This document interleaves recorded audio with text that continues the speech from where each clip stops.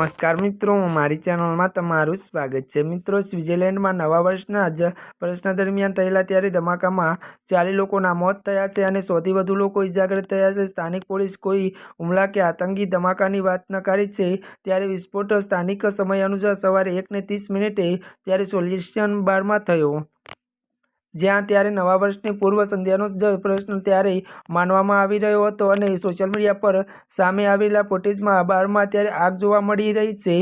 પોલીસનું જણાવ્યા અનુસાર પ્રભાવિત લોકોના પરિવારજનો માટે એક હેલ્પલાઇન નંબર જારી કરવામાં આવ્યો છે।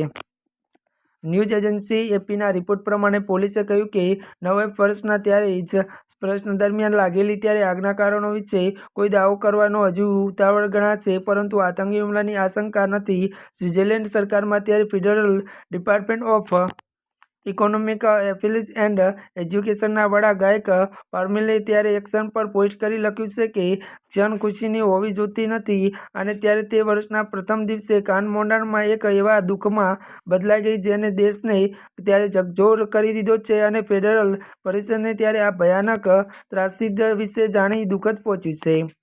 ત્યારે મિત્રો, આજના માટે બસ આટલું જ। અમારી ચેનલમાં નવા હોય તો અમારી ચેનલને લાઇક, શેર અને સબસ્ક્રાઈબ કરી દેજો। ધન્યવાદ।